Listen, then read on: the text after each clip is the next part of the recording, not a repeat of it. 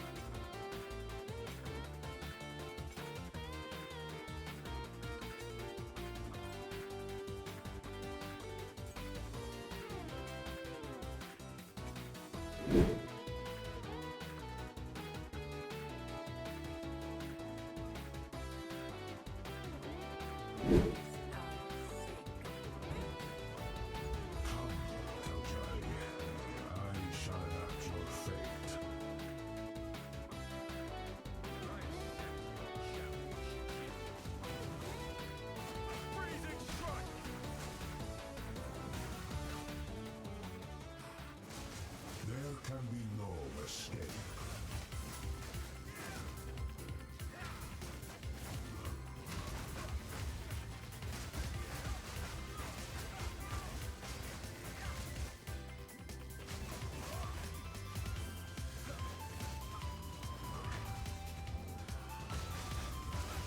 Watch your step.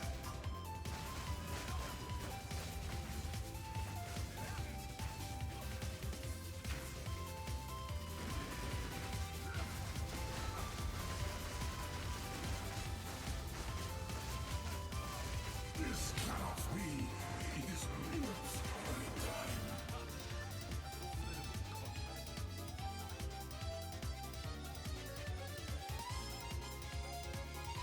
Following that, we had a lot of items that sold, but I'm just going to show you some of the bigger ticket ones, and then we also had a couple of items that we ended up purchasing.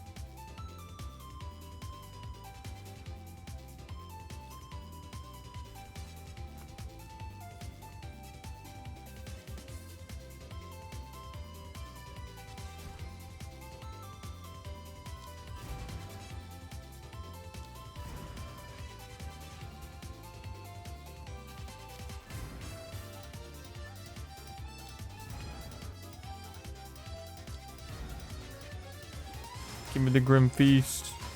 Okay, there we go. Now we're chilling.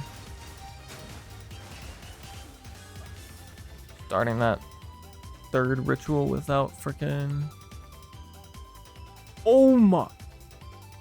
Wait, isn't this crazy? Isn't this actually crazy rare? Right. Okay. Alright, we're rich. Yeah, I take back everything I said about Ritual. It's busted. Better than Breach. Infinitely better than Breach. Nice.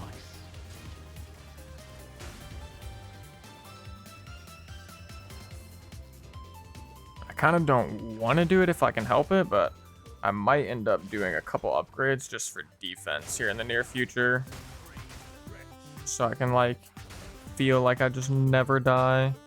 I should probably upgrade my amulet at some point soon. So I can, oh my goodness. Say less, boys. Divine Orb. Right.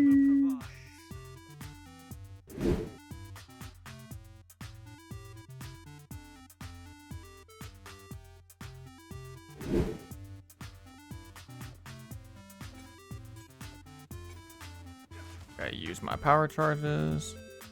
And then cast on shock.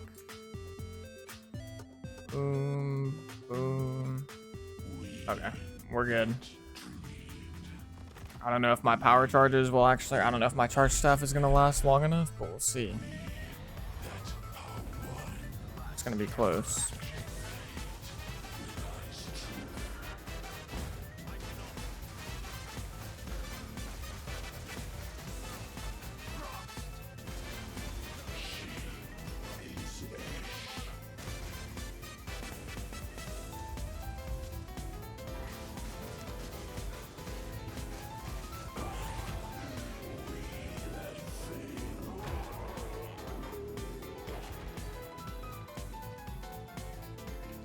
Alright.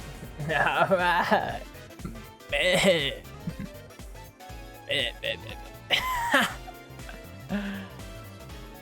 Alrighty, well.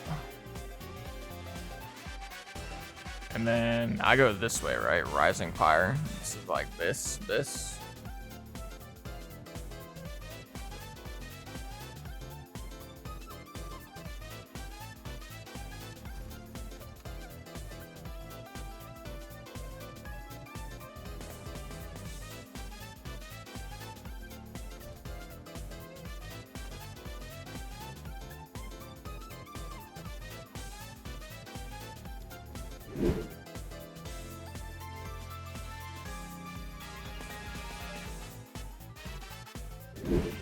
Pop our thingy.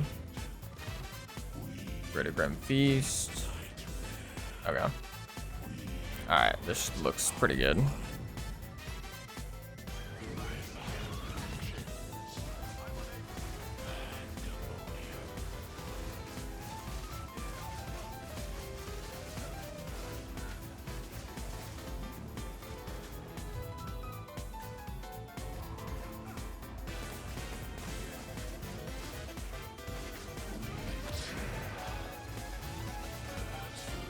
Oh, I forgot to use my mana flask.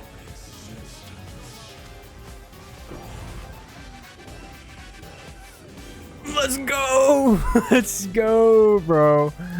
Let's go. Hands of Wisdom in action. Sheesh. Let's go. All right, let's see. Oh, Jesus. Holy. Wait, these are almost... Wait, these are like actually perfect, basically.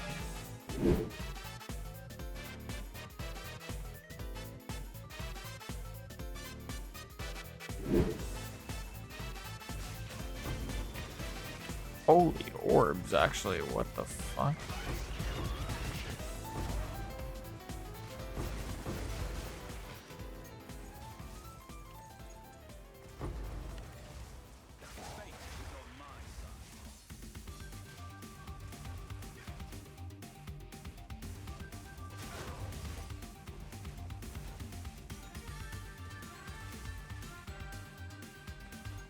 Screw it, I'll just open the strong box even though I never do these, but it's right next to the breach, so.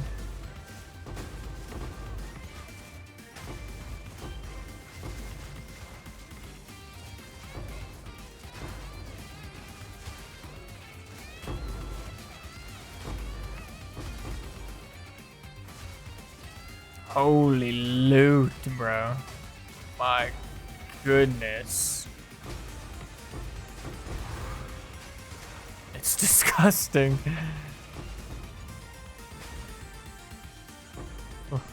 Get the clasp pin.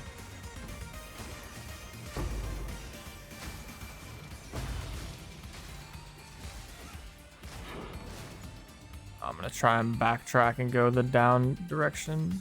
Oh, please.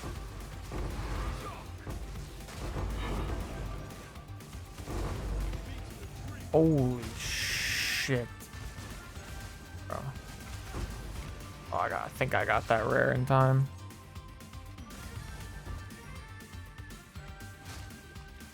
That was minus the fact that I don't think I got a divine orb. That's probably my juiciest breach ever. Like, just from like total number of freaking splinters and bullshit that's dropping everywhere.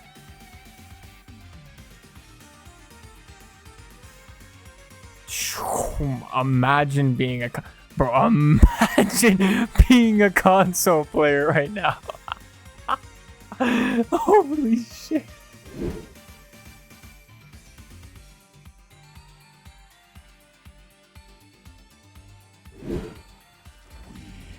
Charge staff stacks aren't amazing.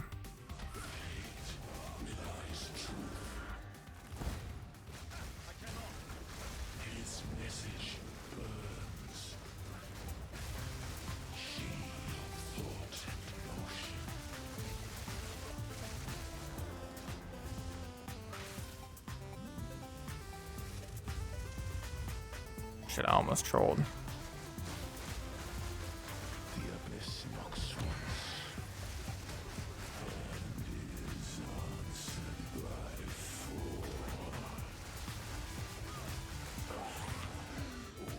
Okay, there we go.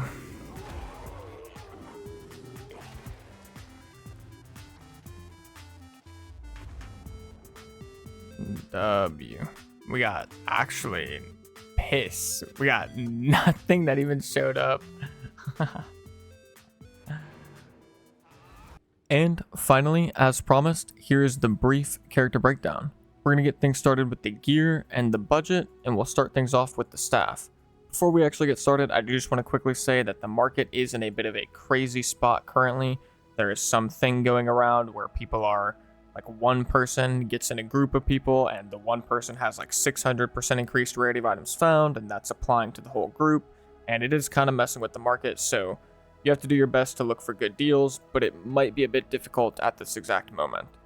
With that being said, staff we've been using for quite some time, got it for 20 exalted orbs. I've personally helped 10 plus people find a similar staff for about 20 to 25 exalted orbs as well. Recommend looking during the day, you can find better deals at that time. Moving on to the helmet, we got this one for 1 divine orb because we had extra currency to spend. We got one with additional rarity of items found compared to our last one, and a little bit of extra energy shield. However, we were using this one previously for 5 exalted orbs, and I'm confident that this one would still be working just fine. Chest piece, same as the helmet. Shelled out some extra currency for this one. We paid 1 divine orb for it. With that being said, the difference between it and our 15 exalted orb chest piece that we were previously using is literally negligible. We lose 30 energy shield and 1% evasion. So, you know, unfortunately, I got this one before I went Chaos Inoculation. I spent the extra currency to get Chaos Res on it. You can certainly learn from my mistake here and go quicker towards the path of Chaos Inoculation and get you a chest piece that is much cheaper. Moving on to the boots, same as the helmet and chest piece. We spent the divine orb on this one. We wanted the increased rarity of items found. But with that being said, it is likely a bit worse than our previous pair of boots actually, which we got for 5 exalted orbs. These just happen to not have rarity of items found, which is why these are so much more expensive. It is unfortunate that the rarity of items found stat is in the state that it is, but I caved and started getting items with it because I had extra currency. But a more budget-friendly version, certainly you can achieve for around 5 Exalted. Amulet, we got a new amulet since the previous video because we corrupted our previous amulet, unfortunately, and we wanted to allocate a new node for the anointment. We went with Storm Charge this time because I wanted to test it. I do think it is better than Relentless Vindicator, but Relentless Vindicator is such a cheaper option that I can't really say I recommend this one on a budget standard. So, cheaper option, Relentless Vindicator, you will be doing just fine. And this amulet is actually worse than our previous one, undoubtedly. This one just happens to have more rarity of items found. Moving on to our Breach Ring, we got this one for 10 Exalted Orbs. A quite nice ring, no doubt about it. Amethyst Ring, we've had this one for a while. 25 Exalted Orbs. We no longer need the Amethyst base because we are running Chaos Inoculation. Once again, learn from my mistakes. You can get one that's cheaper. The Belt, we got this one on stream at the end of our last stream for 35 Exalted. Didn't show it in the recording because there's a bunch of stuff on screen that's blocking it, so there'd be no point. But we got it for 35 Exalted. No longer has Chaos Resistance and has +1 Charm slot, so we can slot our Stone Charm because you are susceptible to getting stunned if you're on Chaos Inoculation. Onto the gloves, the final piece, and it is the Hand of Wisdom and Action gloves. I've had plenty of people ask me if I think they would be good for this build. Long story short, they certainly are good, but if you aren't lucky enough to get them to drop from Xesht, which it is actually quite a high drop chance, then you would have to shell out 2 Divine Orbs roughly for them, maybe 3 depending on the market at that time. But I've heard plenty of stories of people getting them for 2. But they do give you a sizable DPS increase, although once again, not necessary. I've got gloves here for 20 Exalted Orbs that were definitely doing very good as well. With that being said, the end-all be-all on these is that they are good, undoubtedly. Moving on to the skills, I'm just going to briefly hover over all of these. Got our 5-link Ice Strike finally. Same 4 gems plus Crescendo. No close combat because it has that nasty 140% cost multiplier, would make mana issues quite realistic. Or quite a reality, I should say, but currently we have no mana issues. As you can see, I use my mana flask and I'm out regenning my mana costs. Tempest Bell, Font of Rage, Heavy Swing, Close Combat, Super Critical, Charge Staff, Herald of Thunder, Grim Feast. We no longer run Cannibalism or Vitality because we're playing Chaos Inoculation, so I'm using Herbalism, hoping that works with Eternal Youth. I'm not positive though. Hand of Chaiula, Wind Dancer, running Wind Wave instead of Vitality now. Just because it seems like it's okay. There's not many good options here, to be perfectly honest, so I just went with Wind Wave. Herald of Ice. We are running Shock Siphon for our 4th link here. This is helpful during maps if you happen to be taking damage, especially during like a breach. You get a big chain explosion. It gives you a bunch of energy shield back, although certainly not necessary. I'm pretty sure if I took this off, I would notice 0 difference because I'm usually just sitting at 2x my energy shield the whole time anyways. And finally, Combat Frenzy, Profusion, and Clarity. Moving on to the passive tree, and it is quite similar to the end of last video, except for the fact that we are now running Chaos Inoculation and Patient Barrier. Obviously with Chaos Inoculation, we want to go for quite a bit of energy shield where we can get it, which is why Patient Barrier is quite good. Also, if you're going to run Chaos Inoculation, it is highly recommended that you use Eternal Youth to make your life flasks apply to your energy shield instead of your life. Particularly because we don't have any bonuses to our energy shield recharge delay. In fact, we're actually making it worse. So once again, Eternal Youth, quite effective. Other than that, we did drop Essence of the Mountain and Essence of the Storm. We just kind of needed to free up those points once we changed to Chaos Inoculation. Build does get a little point hungry whenever you make this decision, but I do think it's worth it. The damage is still certainly quite good even without these nodes. You have no issues shocking and freezing, especially if you get the Hoa gloves, but even without those, you have no issues shocking and freezing. Excuse me.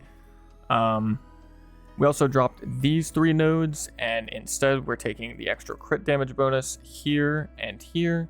If you feel like you want more tankiness, feel free to pick these up, and you can drop this and this. Shouldn't be much of an issue. We are also taking Bestial Skin, which I believe is basically the replacement of Essence of the Mountain and Essence of the Storm. This certainly helps out with the tankiness and, provides a big boost to our evasion, which is quite nice. And other than that, pretty much everything else is the same. Obviously, we got some additional levels, so we're able to get like these points over here for extra crit chance, these points over here for extra energy shield, and everything else is pretty much the same. Ultimately, if you do want a more in-depth version of this and, which direction to go and, what route to take, at what level should you get these points, that will be included in the full build guide, hopefully coming out tomorrow. I'll be picking up that build guide from the end of the previous build guide, so the one that takes you into early endgame.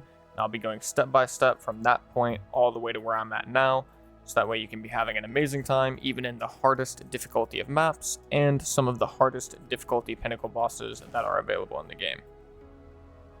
Finally, if you guys enjoyed this series and you want to see the Ranger series coming up next, make sure to subscribe and stay tuned for that. And if you guys think I should go even further in the Ranger series, like towards Arbiter of Ash, I'm currently personally not aware of the difficulty jump there between Xesht and Arbiter of Ash, like especially for the highest difficulty of Xesht, which I've currently done. I don't know if that's harder or easier than the lowest difficulty of Arbiter of Ash. If it is easier, then you may need more investment in the build to get to Arbiter of Ash. I'm pretty confident though, if I went and challenged Arbiter of Ash right now at the lowest difficulty, I would probably just mollywop the shit out of him.